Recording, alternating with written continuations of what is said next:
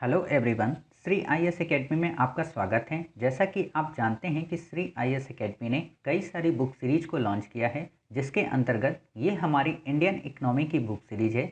इसमें ऑलरेडी हमारे 4 पार्ट आ चुके हैं। ये हमारा पार्ट 5 है। इसमें हम देखेंगे कि मनी मार्केट क्या होती है और उससे संबंधित वो प्रोविजन कौन से हैं जो यूपीएससी की दृष्टि से काफ़ी इम्पोर्टेंट हैं। तो चलिए शुरू करते हैं। जैसा कि आप ये देख रहे हैं कि हमारा टॉपिक है मनी मार्केट। क्लियर? तो हम देखते हैं वास्तव में मनी मार्केट होती क्या है और इससे संबंधित प्रोविज़न क्या है। क्लियर? तो जैसा कि आपको पता है कि मनी मार्केट यदि कहीं पर भी जो मुद्रा होती है यानी कि जो पैसा होता है, अगर उसका लेन देन 1 वर्ष से कम अवधि के लिए हो तो हम कहते हैं कि वो मनी मार्केट का पार्ट है। ऐसा क्यों? जैसे कि आप किसी से भी पैसा लेते हो और उसे पैसा देते हो तो आप एक टाइम पीरियड रखते हो कि आप हमें 15 दिन में पैसा दीजिए, आप हमें 20 दिन में पैसा रिटर्न कर देंगे। तो वो हम अपने अकॉर्डिंग करते हैं। बट अगर इसी चीज़ को बड़े स्तर पर किया जाए और 1 वर्ष से कम अवधि के लिए हो, 4 महीने, 5 महीने या 6 महीने के लिए, तो हम उसे कहते हैं ये मनी मार्केट है। क्लियर? और इसी का विपरीत है कैपिटल मार्केट या पूंजी बाजार। उसमें क्या होता है? उसमें 1 वर्ष से अब ज़्यादा की अवधि के लिए पैसे का लेन देन होता है। क्लियर? तो हम जब कैपिटल मार्केट पढ़ेंगे अगले पार्ट में तो वहाँ पर हम उसको फिर से समझेंगे। क्लियर? तो उम्मीद है आपको समझ में आ गया होगा कि मुद्रा का लेन देन अगर 1 वर्ष से कम अवधि के लिए हो तो वो मनी मार्केट का हिस्सा होती है। आपसे सिंपल क्वेश्चन पूछा जा सकता है कि मनी मार्केट का सामान्य सा अर्थ क्या है, और आपको यहाँ पर दे देगा कि 1 वर्ष से कम अवधि, 1 वर्ष से अधिक अवधि। तो आप बताएंगे नहीं भाई साहब, 1 वर्ष से कम अवधि के लिए जो मुद्रा का लेन देन होता है वो बेसिकली मनी मार्केट का पार्ट होता है। क्लियर? फिर आपको पता हो कि इसमें 2 प्रकार की मुद्राएं उपयोग की जाती हैं। वैसे तो 2 प्रकार की होती हैं, लेकिन माना यह जाता है कि 3 प्रकार की। तो 2 प्रकार वैसे कौन से हैं? एक है नोटिस मनी और एक है कॉल मनी। और जो तीसरी मनी है उसे हम कहते हैं टर्म मनी। क्लियर? लेकिन ये कम चर्चा में रहती है, इसीलिए इसका उपयोग कम से कम होता है। तो आप देखिए कि नोटिस मनी क्या होती है और कॉल मनी क्या होती है। यूपीएससी ने एक बार काफ़ी सिंपल क्वेश्चन पूछा कि नोटिस मनी और कॉल मनी का संबंध किससे है, क्या कैपिटल मार्केट से है या फिर मनी मार्केट से है? तो आप बता सकते हो कि ये मनी मार्केट से संबंधित है। नोटिस मनी में क्या होता है कि आप पैसे को 2 से 14 दिनों के अंदर भुगतान करते हो। क्लियर? कहने का मतलब इसमें जो आपको टाइम पीरियड दिया जाता है वो 2 दिन से लेके 15 दिन का होता है और आपको इसी के अंतर्गत अपने पैसे को लौटाना होता है। क्लियर? चलिए, फिर है कॉल मनी। कॉल मनी में क्या होता है कि आपको उसी दिन, जैसे कि आपके कुछ फ्रेंड्स होंगे, आप उनसे जब पैसा लेते हो तो आप कहते हो ना कि भाई अभी आप हमें पैसा दे दो, शाम को हम आपको पैसा लौटा देंगे क्योंकि शाम को हमारा पैसा मिलना है। क्लियर? तो उसे आप कहिए कॉल मनी।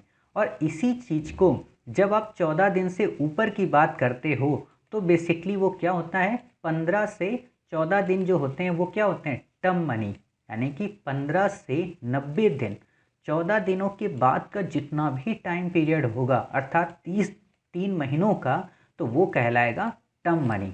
क्लियर? अब आपको ये तीनों शब्दावलियाँ काफ़ी अच्छे से क्लियर हो गई होंगी कि नोटिस मनी 2 से 14 दिन, टर्म मनी 15 से 90 दिन, कॉल मनी 1 ही दिन। क्लियर? चलिए, फिर आप देखिए कि वास्तव में इस मनी मार्केट के अंतर्गत पार्टिसिपेट कौन करता है। क्या इसमें कोई पर्सन इंडिविजुअल पार्टिसिपेट कर सकता है? तो नहीं। क्यों? क्योंकि इसमें जितने भी वाणिज्यिक बैंक होते हैं, अब आपके माइंड में क्लियर हो गया होगा कि वाणिज्यिक बैंक किसको कहते हैं और वाणिज्यिक बैंक कितने टाइप के होते हैं। क्लियर? आपने पढ़ा था पब्लिक सेक्टर बैंक और प्राइवेट सेक्टर बैंक के अंतर्गत जो वाणिज्यिक बैंक होते हैं। आपने पिछले पार्ट में वाणिज्यिक बैंक और सहकारी बैंक के बीच डिफरेंस भी देखा था, तो आप हमारे प्रीवियस पार्ट्स को प्लेलिस्ट में जाकर देख सकते हैं।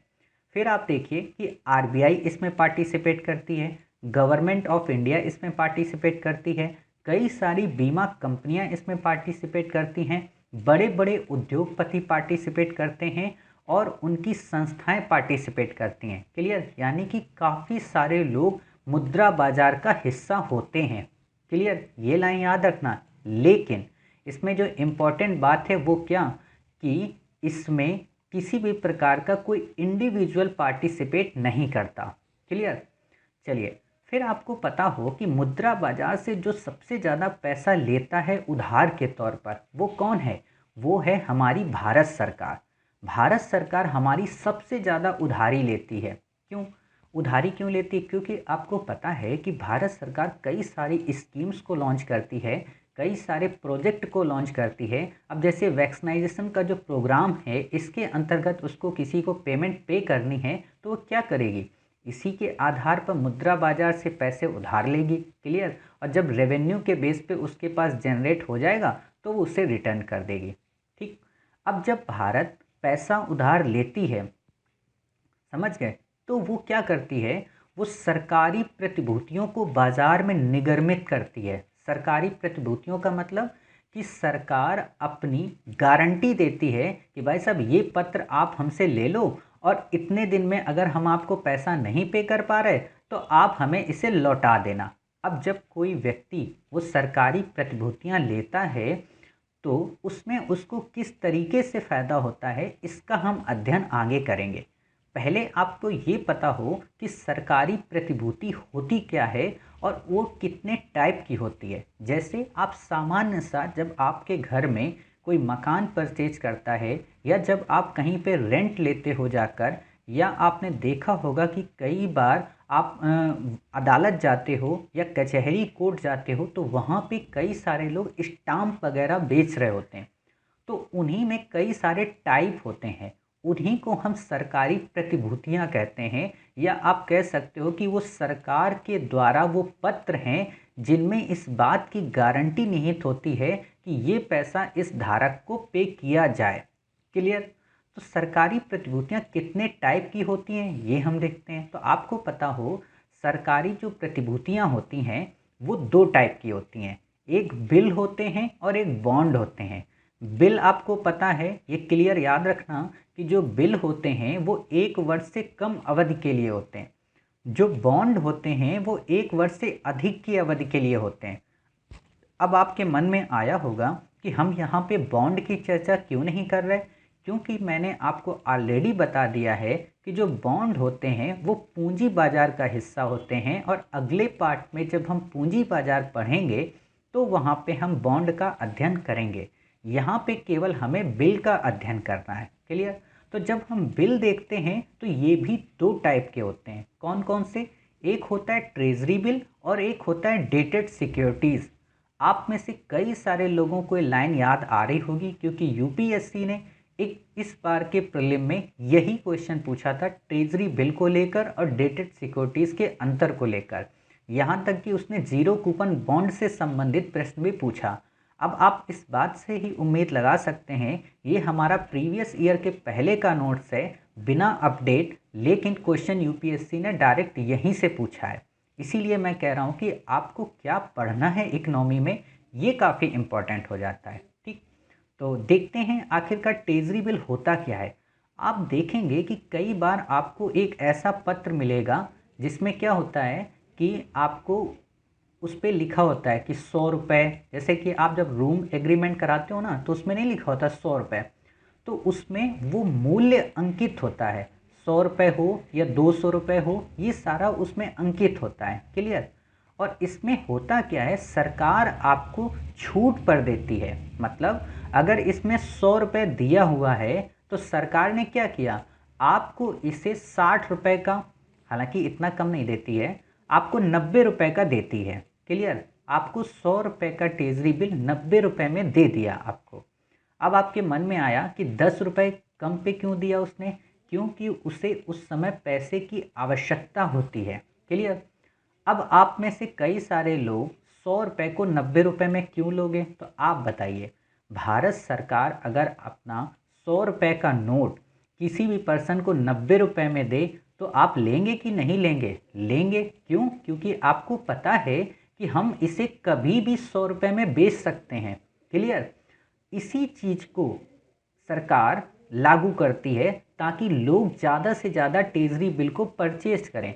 और जब हम जैसे लोग ज़्यादा से ज़्यादा इसे परचेज करते हैं तो सरकार को पैसा मिलता है और हमें क्या फ़ायदा होता है? हमें फ़ायदा ये होता है कि हमारे पास कम रुपए में काफ़ी ज़्यादा ट्रेजरी बिल मिल जाते हैं और इन्हें हम बाद में प्रॉफिट के माध्यम से बेच सकते हैं। क्लियर? अब आपको एक शब्दावली याद आ रही होगी जो हमने अपने पार्ट 2 में डिस्कस की थी, OMO, ओपन मार्केट ऑपरेशन। तो बेसिकली ओपन मार्केट ऑपरेशन में यही ट्रेजरी बिलों का भी अध्ययन किया जाता है। वहाँ पर सरकार RBI के माध्यम से ट्रेजरी बिल और बॉन्ड इन सबको जारी करती है। क्लियर? तो अब आपको समझ में आ गया होगा, यानी कि जो ट्रेजरी बिल होता है उसमें अंकित मूल्य से कम मूल्य पर वो जारी किया जाता है, अर्थात वो डिस्काउंट में जारी किया जाता है। क्लियर? और इस पर किसी भी प्रकार की कोई इंटरेस्ट नहीं पे की जाती। अब आप बताइए कि अगर आपको डिस्काउंट में दे दिया गया कोई चीज़ तो आपको फिर उसमें ब्याज क्यों देगा कोई? समझ रहे?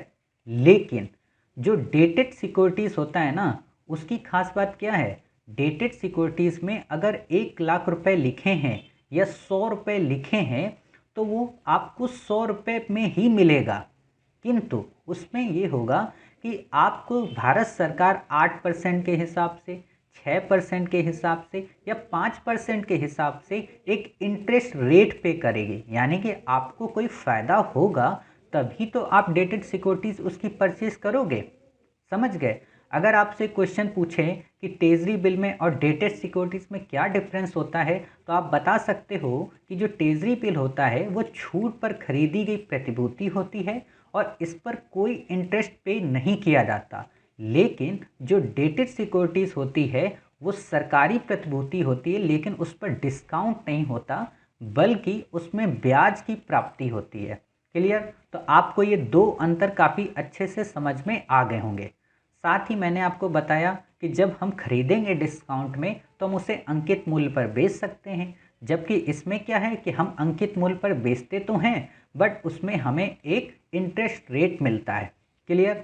चलिए, फिर आता है कि जब हम सामान्य जो बैंकें होती है ना, SLR आपको याद आ रहा होगा, स्टेचर लिक्विडिटी रेशियो, इसमें हमने पढ़ा था कि जो बैंकें होती हैं वो अपने पास नगद के रूप में, स्वर्ण के रूप में और सरकारी प्रतिभूतियों के रूप में कुछ पैसा रिजर्व के रूप में रखती हैं, ठीक है, सिक्योरिटी के तौर पर।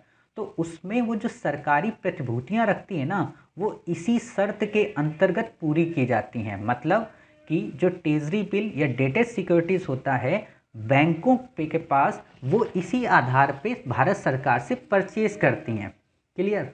चलिए, अब आपका डेटेड सिक्योरिटीज़ और ट्रेजरी बिल काफ़ी अच्छे से याद हो गया है। हम जब अपना नेक्स्ट पार्ट पढ़ेंगे तो वहाँ पर इसे जीरो कूपन बॉन्ड से कंपेरिजन करेंगे। क्लियर?